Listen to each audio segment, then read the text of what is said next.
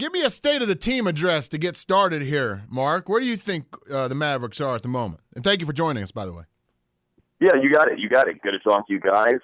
Where are they? I think that they're pretty excited about getting Amare Stoudemire into the mix and getting Rajon Rondo back from missing the last 2 weeks with having a broken nose, nasal fracture, and orbital bone fracture. And the state of the team whenever they had Rondo was that they dramatically improved defensively. They took the anticipated step back offensively. And now they're going to try to see if they can get back to where they were in terms of meshing Rondo into the mix with him coming back tonight against the Thunder. So I guess that's kind of the state of where things are, that they're going to try to get their team as sharp and as on the same page and as much chemistry as they can between now and the end of the season, and hopefully be able to secure a top 4 spot in the Western Conference. How much does the addition of Amare Stoudemire change the landscape of the Mavericks, in your opinion? Well, it's going to help them a lot, I think. If you guys remember, Brandon Wright was coming off the bench earlier this year, and he was part of the Rondo trade, and he was just a super efficient player on the offensive end of the floor. Really gave them an inside scoring threat. The lobs were on highlight reels every night. It seemed like the alley-oops that the guards could throw to Brandon Wright. They've missed him. Since he's been gone, the bench has been inconsistent. You miss him. Okay. You miss him, Mark, don't you? Say you miss him. Yeah, I miss him. It's nice to have him to call highlights of. But, since he's been gone, the bench has been up some nights and down others. And I think that Stoudemire gives you – he's not going to throw down alley-oops like Brandon Wright was, but he is shooting 54% for the floor, and he's shooting 62% inside of 5 feet, and he takes 70% of his shots inside of 5 feet this year. So clearly he's an inside threat, and he'll give the Mavericks that. He'll give the Mavericks a guy who's a pretty decent rebounder, and they're really, really in desperate need of better rebounding as we go forward. They're 28th in the league, 29th in the league, something like that, in rebound percentage through the All-Star break. And I think that'll help them, because I think he's going to play more 5 than 4. I think that's going to help them manage Tyson Chandler's minutes a little bit over the remaining 27 games of the year. Tyson was a 29-minute-a-game player until they traded Brandon Wright and depleted their center depth, and he's been a 33-minute-a-game player since. And I don't, they don't want to run him into the ground between now and the playoffs. So I think that will help them on that end as well. Mark Followill with us, Mavericks Television on the Little Caesars Hot and Ready hotline. Mavs are in town tonight to take on the Thunder. It's at 7 o'clock. Have the moves that this team has been making this year, how much of it is a message that, we're kind of all in right now? We know the window's closing, and these are the moves we are doing to reflect that. That's what it's all about. I mean, Dirk is at a time in his career when he's 36 years old and signed a 3-year contract this past offseason. And so with him and having Tyson here this year, and of course they want to keep him. He's a free agent this upcoming summer, as is Monte Ellis, as is Rajon Rondo, for that matter. So they want to keep all of those guys and keep that core together. But everything that they are doing right now is geared towards the fact that they think they've got a team that can be highly competitive right now. And so, yeah, they're all in. How nervous does that make you for the future? Oh, sure. I mean, I guess there's certainly nervousness to be involved, but Mark has said in every interview and every forum conceivable that, they've made moves, and this core of guys that's around Dirk is different than the core of guys that was around Dirk 4 years ago, in that there's, now Dirk's on a different number cap-wise. There's flexibility. The cap's gone up. They've got another young player that is part of their core in Tyson Chandler. Chandler Parsons. And they've got a team that they want to keep together. And so you never know how it's going to play out and how it's going to work out. But in terms of this group of guys being together for the immediate future, I mean, I'm pretty confident about that. But there's always nervousness because you never know. Mark, I saw someone on Twitter, I think it might have been Bill Simmons, that tweeted, Dirk Nowitzki and Amare Stoudemire on the same team. How can Steve Nash remain in retirement? Surely Mark Cuban doesn't have that up his sleeve, does he? Steve Nash coming out of retirement? I think as enticing as it might be for Steve, I'm afraid that his back will make it that ship has sailed, unfortunately. I do want to ask you. It would have been neat, though. Yeah, for sure. I do want to ask you, though, Mark, coming to face Oklahoma City tonight From an outsider's perspective, looking at the Thunder, their record 3 games above 500 with all the injuries they've dealt with. From a Dallas Mavericks perspective, do you look at them as one of the favorites still in the Western Conference? I would say that you would have to consider them probably. I don't consider them as strongly one of the favorites as I did at the beginning of the season. Even when Durant went down, I felt like that the Thunder would weather that, and then of course Westbrook went down, and that was a game changer. And you start the year 3-12 because of it. And there's not the depth that they've had, 2 or 3 years ago when they were playing the Mavericks in the Western Conference Finals and going to the NBA Finals in 2012. And obviously James Harden was a part of that depth, and, that ship has sailed a long time ago. So, they've got some holes in terms of the roster, all the way from the top to the bottom in terms of some depth.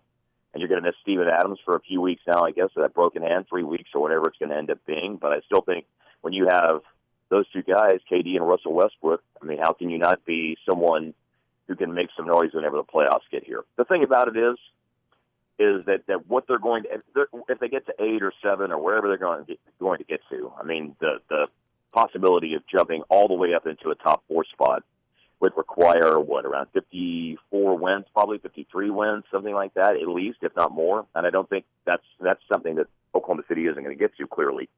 So it's a really, really tough ask of somebody in the West to come out of the 6 or 7 spot and go all the way through and play without home court advantage in any round of the playoffs, to always have to be going on the road to start a series and win 3 straight of those to get to the NBA Finals. Could they do it? They could do it, but it's going to be obviously a very, very tough hill to climb.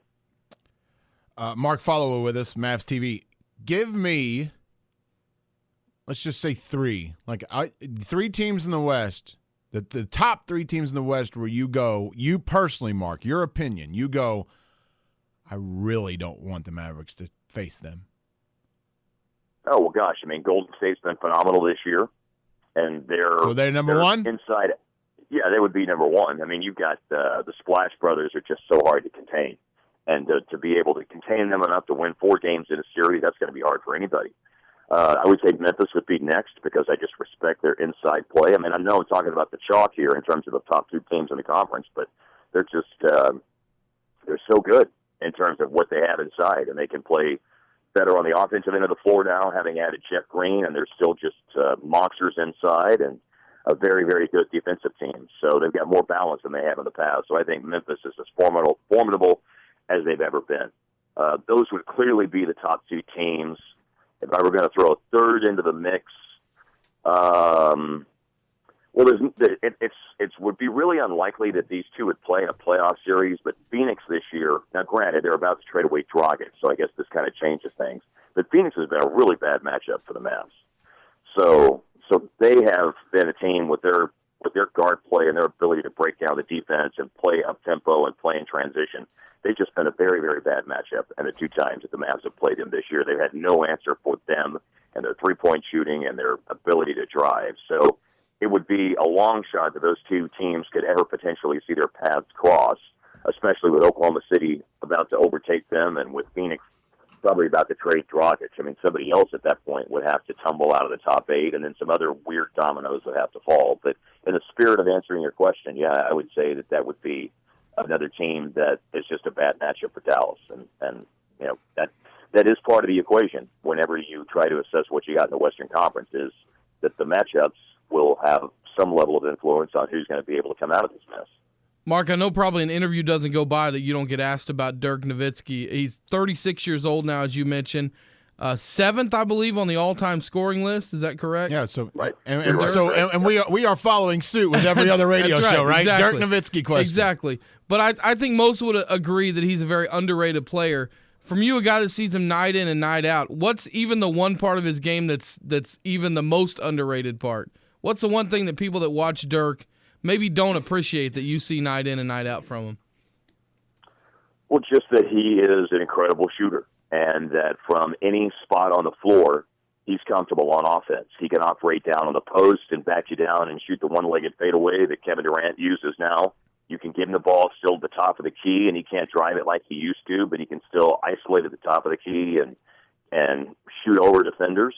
and he can shoot threes, not at the highest percentage he's ever shot them this year, but still at a respectable percentage that's over the league average.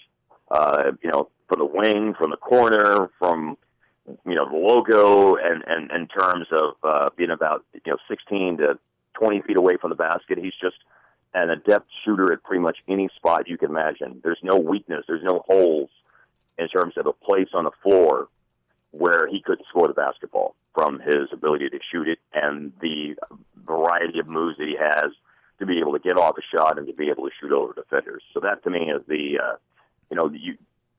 aspect of his game that's just so impressive is even at this stage of his career, if you look at points per minute, his production is down because he's playing fewer minutes, 29.8 minutes per game, but his production is still, when you look at it on a per minute basis, is pretty close to on par with the best seasons of his career. Maybe a slight downtick of between 5 and 10%, but not much in terms of point per minute production. So he's still getting it done for the time that he's out on the floor at 36 years old at a very, very high level.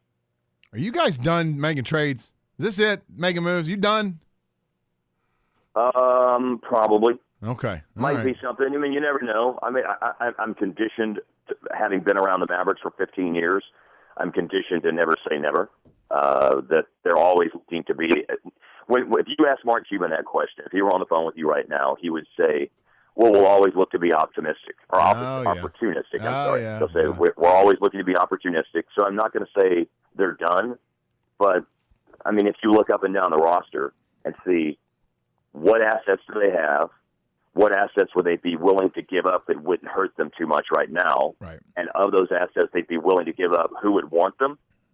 Then I would say you would deduce pretty quickly that it's highly unlikely, but not impossible, that they're in a trade game before now and 2:00 this afternoon. Yeah, if someone's willing to bend over, then Mark will certainly talk. Yeah, I mean, we no doubt about it. Hey, Mark, we're very appreciative of. I won't make you respond to that. We're very appreciative of you coming on, though. Thanks, buddy. Good to talk to you guys. Take care, and it should be a fun one tonight. That's for sure.